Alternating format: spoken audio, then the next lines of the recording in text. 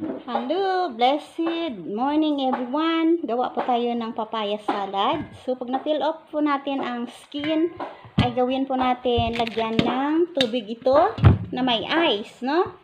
Water. Have a ice water. So, while you do that, we need to do like this here. Para maging crunchy po itong ating papaya salad, we need to do this one, ha? See? Like that. Diretso po ito dito sa malamig at gawin po natin ganito. Yan.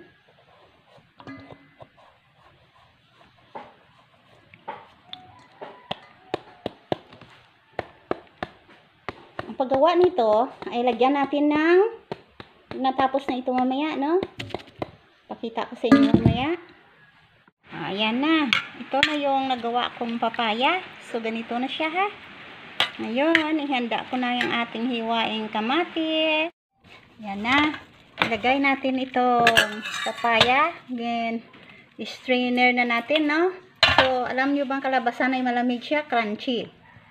Ayan, dahil na strainer na, ilagay natin dito.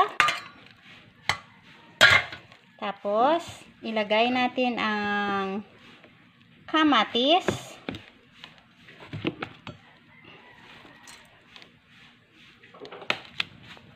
Ayan ang kalabasan. Ayan na siya. May carrots.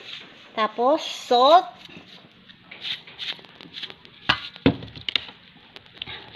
Gumamit pa ako ng Himalayan salt para healthy, no? Konti lang. Tapos,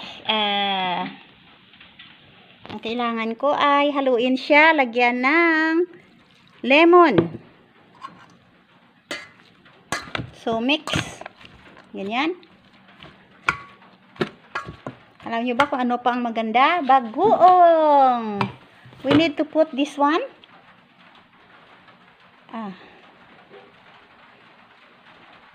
Bakit di ko makita? Uy, what's going on?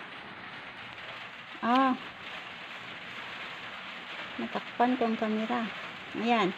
Gamit po tayo ng bagoong, no? Ayan. Inubos ko na yung bagoong sa kalagay. At may lemon. I-mix po natin ng gusto. Yan. Yan. So guys, so, lagyan po natin ng coconut oil or olive oil. Sige lang, wag ako. Ito lang.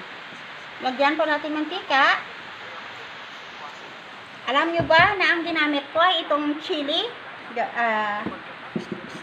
Chili shrimp paste. O, tingnan nyo. Okay? May carrots. Pwede na natin tikman.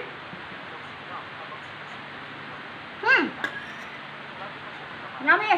Okay, patayin na to.